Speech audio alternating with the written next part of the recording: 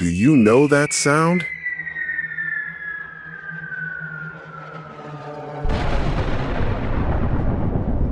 That is the sound of psychological terror.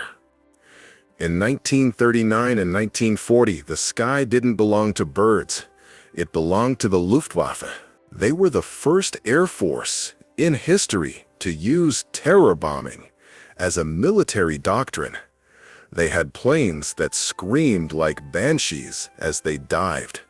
They had fighters that could outclimb anything the Allies had. And by the end of the war, they had machines that looked like they fell through a wormhole from the future. Jets, rockets, and radar invisible flying wings. But here is the paradox.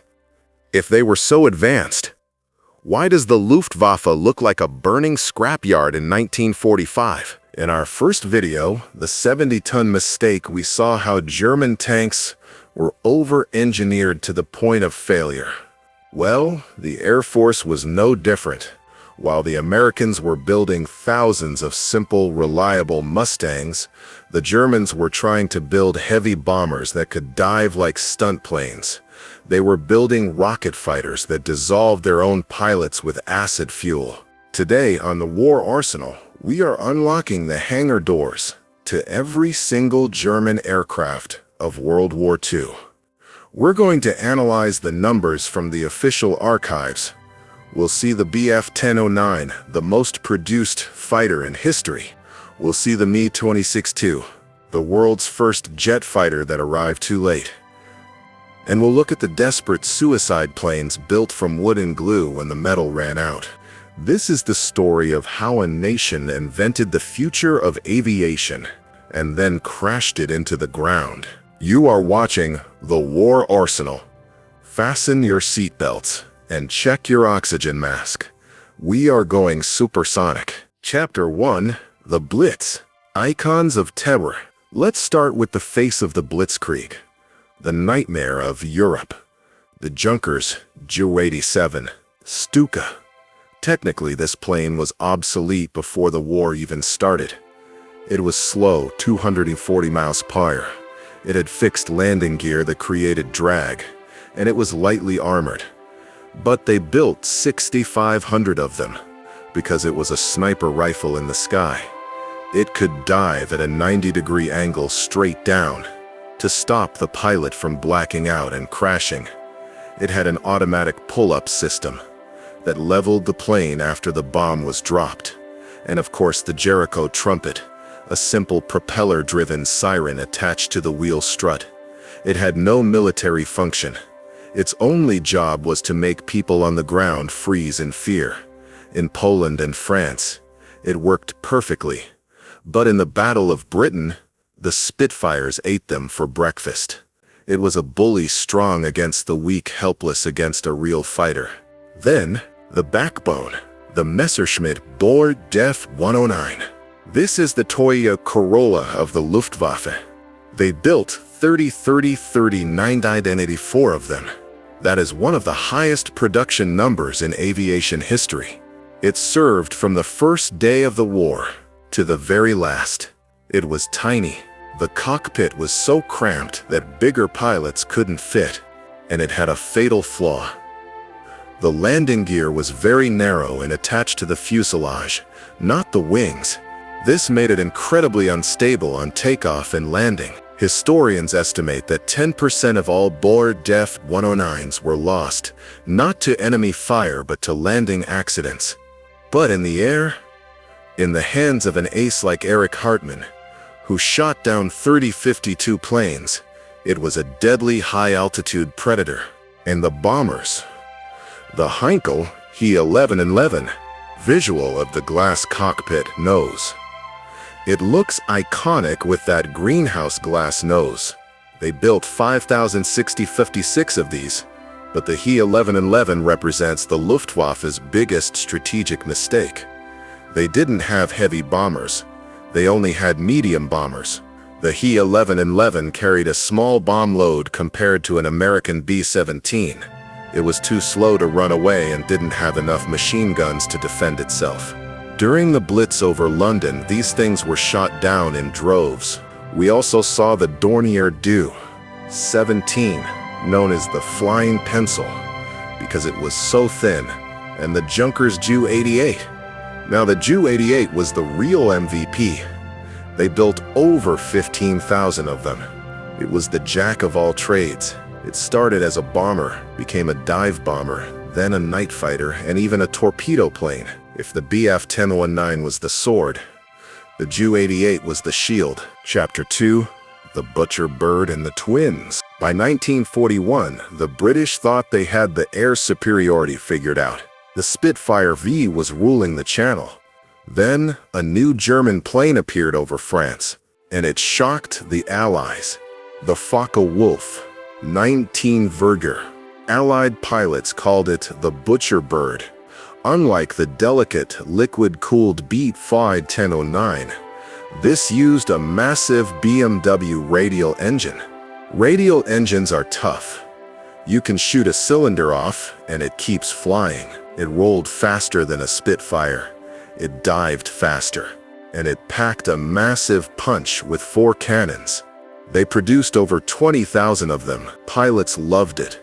It had a wide landing gear, so no crashing on landing, and a roomy cockpit. If the Bf-1009 was a rapier, the FW-90 was a broadsword. Later in the war, they elongated the nose and made the FW-90D Dora, which was arguably the best piston engine fighter of the entire war. But not every design was a winner. Hermann Göring loved heavy fighters, Zerstörer. He thought a big twin-engine fighter could destroy everything.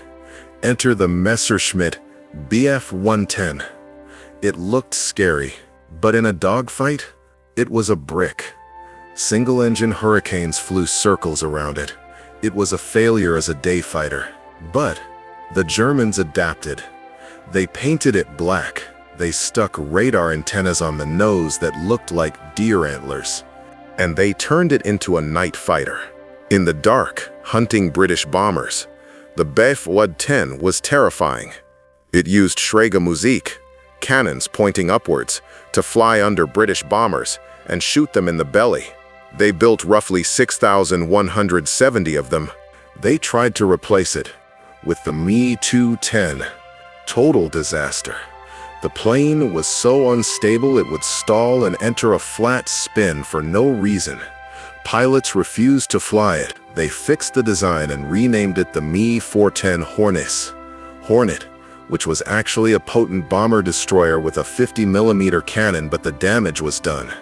It was a waste of valuable resources. The logistics nightmare? Before we get to the jets, we have to respect the Ani.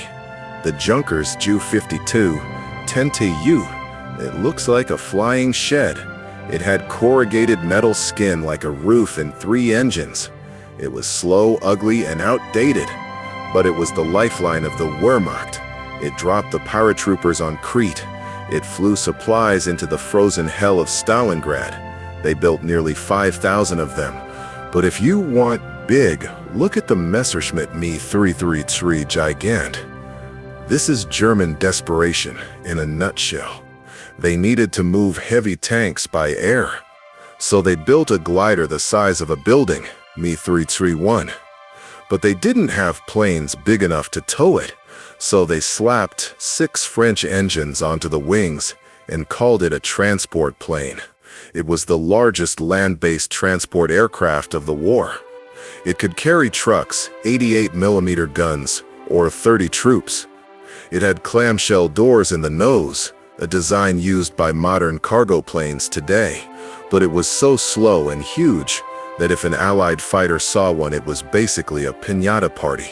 Hundreds of troops would be lost in seconds. And the Fieseler Fe-15 Fix-6 Stork. This plane could land in a soccer field. It had incredible short takeoff and landing capabilities. It famously rescued Mussolini from a mountain prison in 1943. While other planes needed runways, the Storch could land on a dirt path. Chapter 3. The Jet Age. The future arrives. Now, we enter the science fiction era. While the Allies were still perfecting propellers, German engineers unlocked the cheat code, the jet engine. The Messerschmitt Mai 26-2 Schwalbe, Swallow. Production 130. This was the first operational jet fighter in history. Just look at it. Swept wings, shark-like fuselage. It flew at 540 miles subwire, 870 km/s. The American Mustangs and British Spitfires were stuck at 440 miles subwire. It was like a Ferrari racing a bicycle. It carried 4 30mm cannons in the nose. One burst could rip a B-17 bomber in half. General Adolf Galland flew it and famously said, "It feels like angels are pushing." So why didn't it win the war? Hitler interfered. He saw this fast pain and said, "Make it a bomber." Engineers argued, "But you don't say no to Hitler." This delayed the fighter version by months. 2. The engines. The Jumo 004 jet engines were revolutionary but primitive. They had a lifespan of only 10 to 25 hours.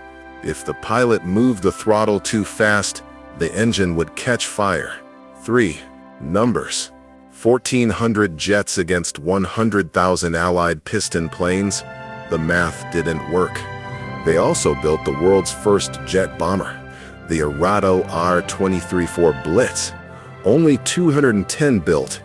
It was so fast that no Allied fighter could intercept it. It was the only plane that could freely fly over England in 1944. But it carried a tiny bomb load. It was an annoyance, not a threat. And then desperation set in. Late 1944. Germany is running out of metal. They are running out of pilots. They need a jet. Cheap. Enter the Heinkel 162 Volksjäger, People's Fighter. It was made of wood and glue. It had a B&W jet engine strapped to the top of the fuselage. The plan? Put teenage Hitler Youth kids in these jets after a few hours of glider training and send them against American bombers.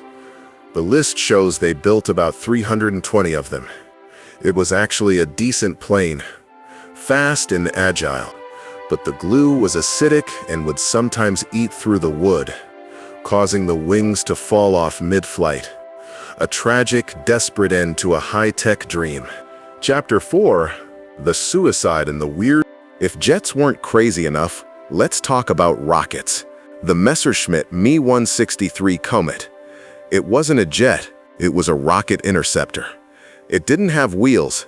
It took off on a dolly and landed on a skid. It climbed vertically to 30,000 feet in just 3 minutes. It flew at 600 mph. Production 370. The problem? The fuel. T stuff and C stuff. These chemicals were so volatile that if they touched, they exploded. They were highly corrosive. There are horror stories of pilots dissolving in their cockpits after a fuel leak. It had only 7 minutes of fuel. It would shoot up, fire its guns, and then glide back down as a sitting duck. It killed more of its own pilots than enemies. Even crazier? The Bakamba 39 Natter. Listed as interceptor, with 3.6 built. This was a manned missile. It launched vertically like a SpaceX rocket. The pilot would steer it into a bomber formation, fire a salvo of rockets, and then bail out. The plane was disposable. It was total madness, and the Batman plane. The Horten Ho 29 listed in some files as Gothigo 229, a flying wing, no tail, 2 jet engines. It looked like a B-2 Spirit stealth bomber from 1944. They only built 3 prototypes. Engineers today argue if it was truly stealth to radar. Whether it was or not, it proves that German designers were thinking 50 years ahead of their time even while their cities were burning around them. Chapter 5. The Strategic Failure. Heavy bombers. We have to address the biggest failure. The reason Germany lost the strategic war. They never built a successful heavy bomber, like the American B-17 or B-29. They tried. The Heinkel He-17-7 Greif. They built 1169 of them. This plane is the perfect example of the 70-ton mistake mentality. It was a heavy bomber, 4 engines, but the Luftwaffe demanded that it be able to dive bomb. Dive bombing with a 30-ton plane is physically impossible. So, to reduce drag, engineers coupled 2 engines together to turn a single propeller. The result, the engines overheated and caught fire constantly. Crews called it the flaming coffin. Reichsfeuerzeug, the Reichsleiter. Instead of fixing it, they wasted years trying to make the dive bombing work. They also had the W2000 Condor, originally a transatlantic airliner. Churchill called it the scourge of the Atlantic. It sank tons of Allied shipping. But it was fragile. If it landed too hard, the back broke. They even had prototypes for the America bomber planes, like the Me-26-4, designed to fly from Germany, bomb New York City, and fly back. But they only built 3 prototypes. It remained a fantasy of a dying empire. The Icarus syndrome. So, looking at the list of German aircraft, what do we see? We see moments of absolute brilliance. The Me-26-2 and R-234 define the future of aviation. Every modern jet fighter today has DNA from these German designs. We see the brutal efficiency of the Bf-109 and FW-190, but we also see the same fatal flaw we saw with the tanks: arrogance. While the Americans built thousands of simple, reliable P-51 Mustangs, the Germans were wasting resources on rocket planes that melted their pilots and heavy bombers that caught fire on their own. They chased wonder weapons, Wunderwaffe, instead of solving basic logistics. They tried to win a war of attrition with science fiction prototypes.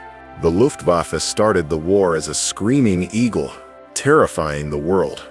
It ended the war as a paper plane made of wood and glue burning on the runway. The naval war. We've dominated the land with the panzers, we've scorched the skies with the jets, but there is one domain left. The dark, cold depths of the Atlantic. The Grey Wolves. Germany's U-boats almost strangled Britain into surrender, and they built the largest battleship Europe had ever seen. Next time, we dive deep. We unlock the inventory of the Kriegsmarine. From the deadly U-boats to the mighty Bismarck and the secret raiders. This is the War Arsenal. Subscribe, like, and watch out for the siren.